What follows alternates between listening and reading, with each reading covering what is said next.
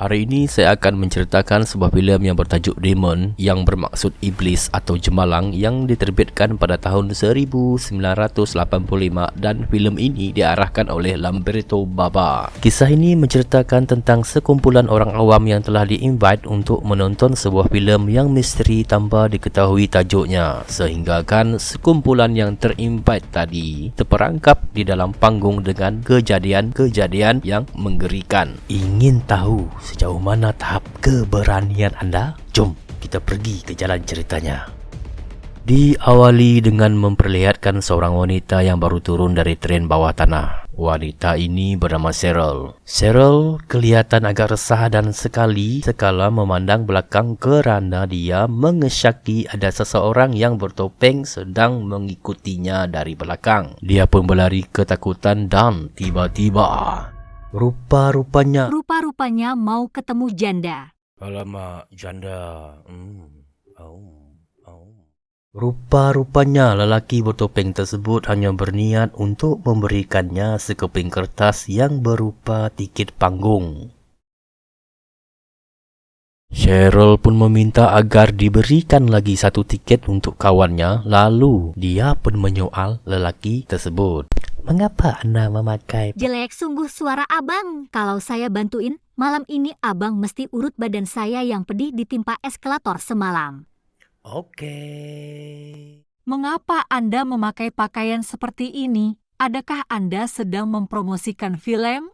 Dan tanpa menghiraukan pertanyaan Cheryl, lelaki itu pun pergi dan terus memberikan tiket kepada orang yang ada di sekitar itu.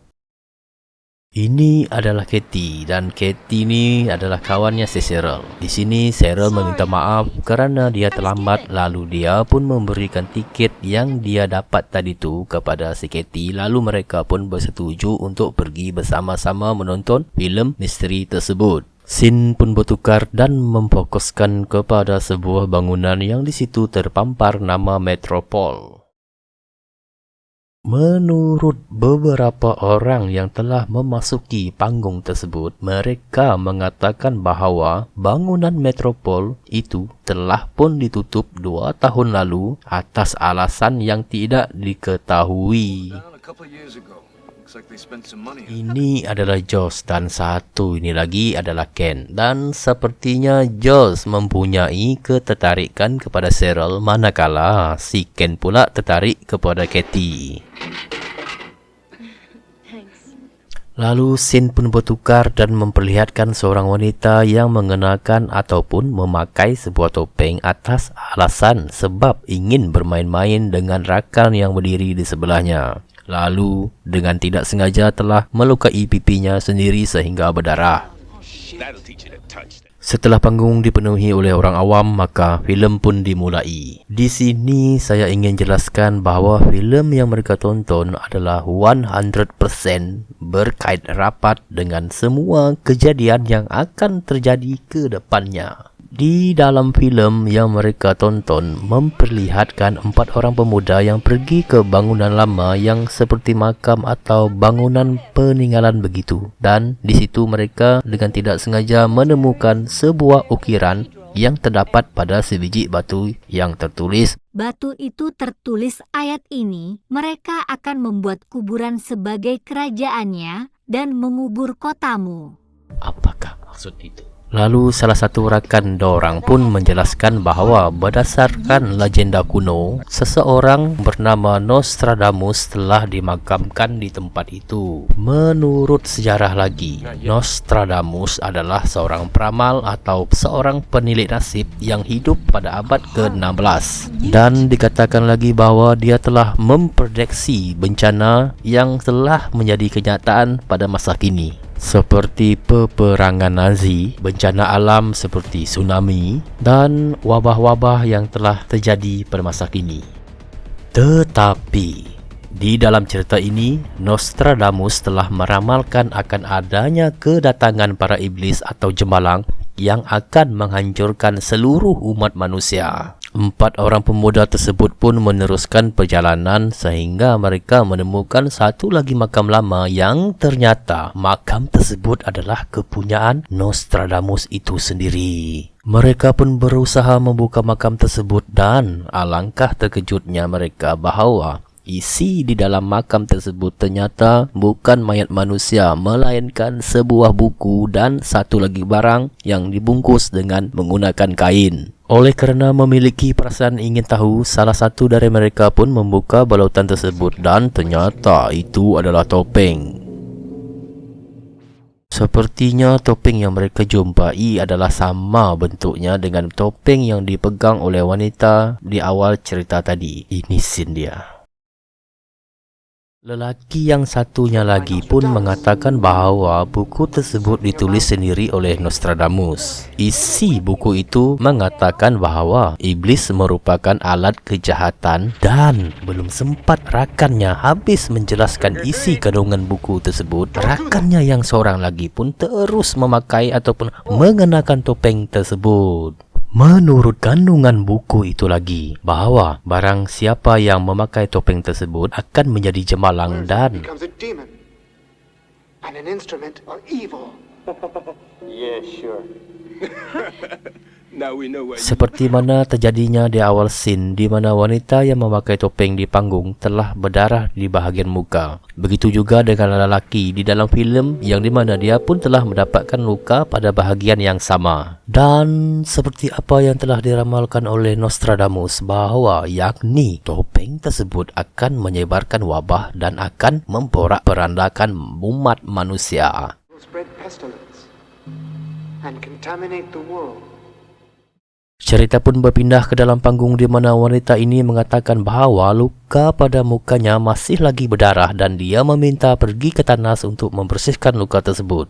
Sampainya dia di tandas, alangkah terkejutnya dia bahawa luka pada mukanya menjadi semakin teruk dan tiba-tiba luka tersebut pun bernanah dan lalu pecah. Disebabkan kawannya tadi tidak balik-balik semula ke panggung, maka kawannya yang seorang lagi ni pun terus bangun untuk memeriksa apakah yang telah terjadi kepada kawannya. Sesampainya dia di tandas, tiba-tiba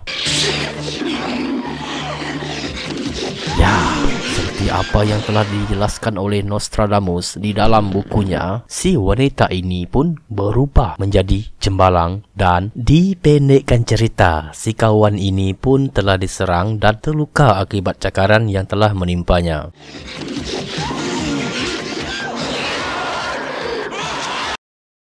Dan dia berusaha untuk melarikan diri. Tidak lama setelah itu, dia pun terjatuh dan terlantar betul-betul di panggung di mana orang ramai sedang asyik menyaksikan filem dan kejadian itu telah memaksa semua orang berhenti menyaksikan filem dan bergegas ke arah dia. Dan tiba-tiba mukanya pun berubah di mana giginya mengeluarkan taring dan terus memangsa salah seorang penonton di situ. Ingin saya kongsikan lagi bahawa metod atau cara jangkitan wabah ini boleh terjadi kerana sentuhan fizikal, iaitu melalui cakaran, gigitan ataupun dengan terkena titisan darah sudah cukup untuk wabah ini berinteraksi dengan badan manusia. Dipendekkan cerita, semua pun bertempiaran lari dan cuba keluar dari panggung tersebut. Malangnya, pintu panggung tersebut ternyata telah bertukar atau berubah menjadi tembok batu dan memaksa mereka terjebak di situ semuanya. Kok bisa? Setelah itu, barulah mereka sedar bahawa filem yang mereka tonton tadilah penyebab utama kejadian ini berlaku, di mana kejadian yang terjadi di dalam filem kesemuanya berkait rapat dengan semua masalah yang mereka hadapi. Maka lahirlah idea dengan menghentikan filem tersebut berharap akan mengembalikan situasi agar normal semula. Namun, masalah tersebut bukanlah disebabkan filem yang mereka tonton, melainkan semua ini terjadi adalah disebabkan panggung itu sendiri yang menginginkan semua ini terjadi. Fakta ini bertambah kukuh bila Pak Tua ini memberitahu bahawa panggung itu sendirilah yang sudah terkutuk. Malangnya aksi kejar-mengejar, bunuh-membunuh dan cakar-mencakar terus terjadi. Mereka pun bercadang untuk bariket atau menghadang semua laluan masuk dengan menggunakan kerusi panggung atas alasan lebih baik menunggu pertolongan tiba di sebalik penghadang daripada dijangkiti ataupun diserang oleh wabah tersebut. Scene pun menampakkan 3 orang lelaki dan seorang wanita yang sedang memandu laju sebuah kenderaan, di mana tidak lama selepas itu mereka pun ditahan oleh pihak polis yang kebetulan meronda di kawasan itu. Di dalam situasi ini, mereka terpaksa mengelak dan berlari ke arah bangunan panggung. Namun, sayangnya mereka menemukan jalan buntu. Namun lagi, dengan tiba-tiba pintu panggung itu pun terbuka dengan sendirinya dan tanpa mereka sedari, seseorang telah keluar dari panggung tersebut. Dengan tidak sengaja, polis yang mengejar tadi pun menjumpai sosok tubuh di mana tubuh tersebut adalah pak tua tadi yang telah berubah sepenuhnya menjadi jemalang lalu menyerang kedua-dua polis tersebut. Scene pun berpindah lagi ke dalam panggung di mana 4 orang pemuda ini tadi cuba mencari jalan keluar namun tidak menjumpai jalannya. Alah, mereka telah terjebak dengan keganasan para jemalang-jemalang yang ada di dalam panggung. Pendek cerita, semua keempat-empat dari mereka pun terkorban. Kasihan. Lagi-lagi scene bertukar dan memperlihatkan bahawa mereka yang menghadang jalan keluar tadi tu telah mendengar bunyi di sebalik penghadang lalu bergegas untuk membongkar balik penghadang tersebut atas alasan bahawa pertolongan sudah sampai untuk menyelamatkan mereka. Ternyata itu bukanlah pasukan penyelamat melainkan para jemalang yang ingin memecah masuk dan mereka pun kelam kabut. Ambil. Daripada aksi tersebut hanya tinggal Josh, Ken, Cheryl dengan Katie sahaja yang terselamat. Tapi yang menyedihkan adalah Katie telah pun terjangkiti. Dipendekkan lagi cerita dengan penuh rasa salah diri.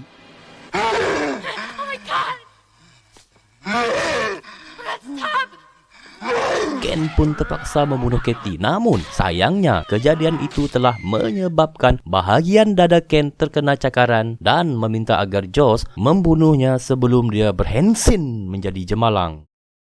Dengan menggunakan sebilah katana, Josh pun terus dengan rasa sedih memenggal kepala temannya itu.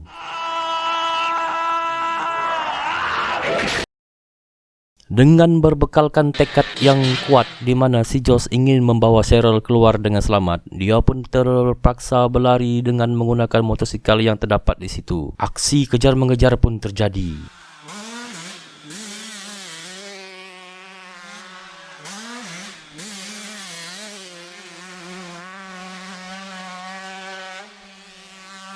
Namun, aksi tersebut tidak bertahan lama di mana Josh terpaksa akur dengan kelemahannya menjadi penunggang motosikal yang hebat kerana dia terjatuh. Dan hal ini telah mematahkan semangat dia untuk menjadi penunggang MotoGP yang berwawasan.